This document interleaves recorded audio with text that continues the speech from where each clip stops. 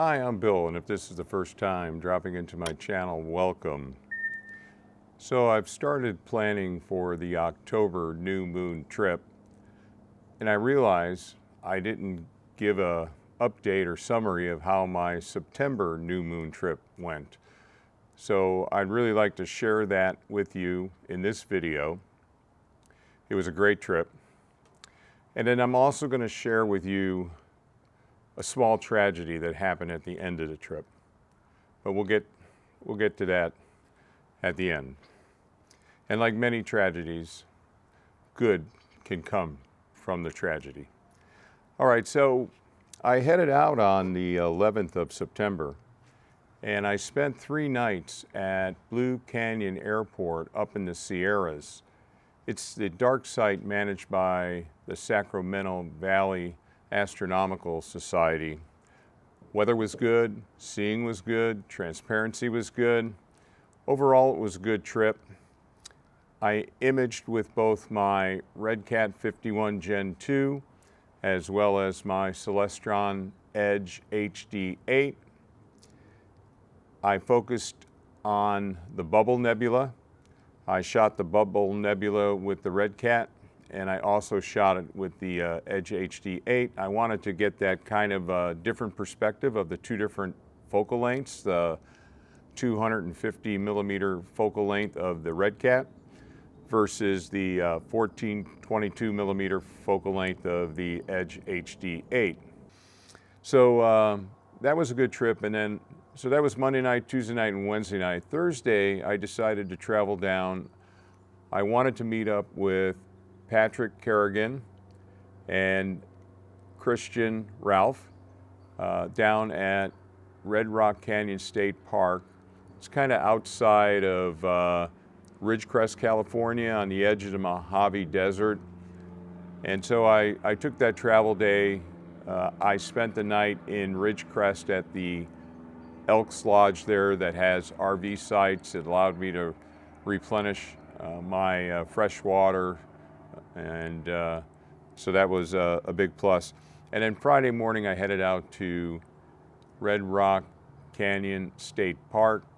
A nice place to image from, particularly if you're a person that is having to deal with Bortle 7, 8, 9 skies like I have to deal with here in San Mateo, California, and then both Patrick and Christian are from the Los Angeles area, and probably their light pollution is a little bit worse than mine is. Again, my main issue is I'm constrained in my backyard as far as what sky I can see because of redwoods and 2-story buildings and all that. So it was great meeting up with Patrick and Christian at Red Rock Canyon State Park. A lot of nice sights.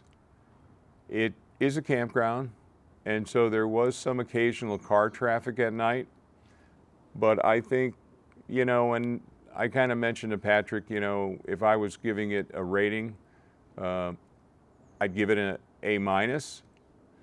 It would be nice if there was no car traffic, but that's very hard. But as far as the site that we were at site 45, and Christian was on the next site over. They have restrooms there. So it's a great place. I think it's $25 a night, but it was just a really good trip. I could highly recommend if you're looking for a dark site. I measured 21.35 on my sky quality meter, so that puts it in the Bortle 3 range, and that's not bad, because even when I am at Landers, that's more 3 plus, Bortle 4. So just really had a couple of nice nights with Patrick and Christian and Flora out at Red Rock Canyon State Park. And then after that trip, Sunday, everyone kind of went their way, and I decided to go down to Goat Mountain Astronomical Research Station in Landers, California. That's where I typically image in the wintertime. And again, I have a cement pad that I lease from the club. So I decided to go down there for a few days, because I wasn't ready to go home yet. I still had food, I was feeling good, the weather was good, so I wanted to image some more. Down there, I basically focused my time on my Edge HD, running Aberration Inspector, which is a plugin in NINA, Nighttime Imaging and Astronomy. And I also reestablished my filter offsets using Dark's Customs, which is another plugin in NINA. So now I have my filter offsets reestablished, and I was having pretty good fit on the autofocus curves. So a lot of positive came out of my couple of nights that I was at Landers, Goat Mountain. I really didn't image anything specifically with the Edge HD8. And then kind of forget what I imaged with the, I think I did the Heart and Soul with my RedCat 51. And, but this is kind of where the tragedy comes in.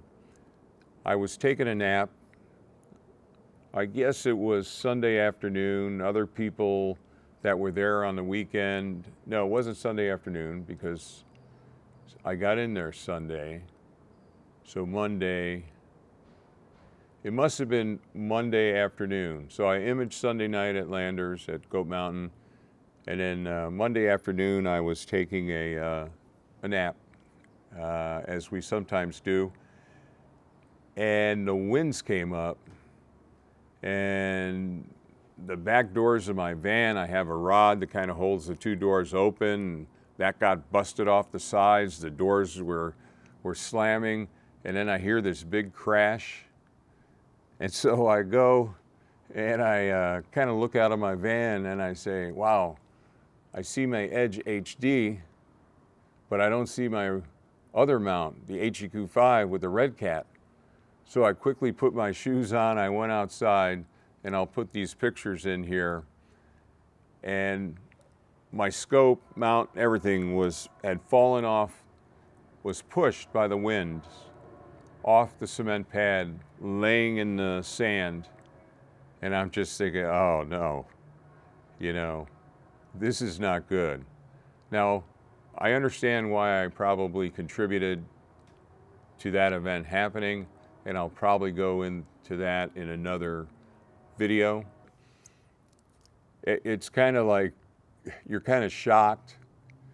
You really don't know what to think. You almost don't want to pick the mount back up, put it on the cement pad and take the cover off because you're afraid of what you're going to find. And so far, what it looks like is that I haven't tested the optics with the camera yet, but looking through it, there's no rattling. The mount that I had from Smart Components that I purchased on Etsy to hold the electronic autofocuser and everything, which also has the way to drive the helical focuser via belt drive. That was all busted up.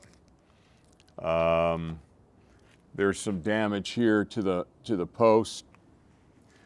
But when I look through the optics, everything is looking pretty good. So I'm looking forward to getting some imaging done through it, and let's see what I see as far as the overall condition of the optics. But I tell you what, it was a shock, and I immediately disassembled my Edge HD8 off of the mount, and I immediately lowered the legs on the mount to bring everything, the center of gravity, lower. And the cover I have on my Edge HD8 doesn't have a lot of excess material, where the one I was using on my HEQ5 with the RedCat 51 has a lot of excess material, and typically I tie a bungee cord around that to kind of gather that material up so it doesn't act as a sail. But it was like there was a mini tornado. It was outrageous how that wind just came up like that. And anyway, so that's kind of the tragedy. But like all things, you try to look at something negative that's happened and you try to figure out a positive. Oh, the other thing is, and I'll put a picture in that, the post on my HEQ5 tripod broke. It's a casting. And so that's the post that then when you use your screws to go east or west, you know, that post is very important, and that broke.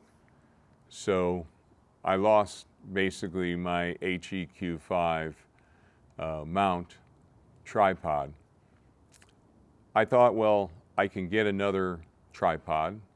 The head is probably okay, although I don't know that.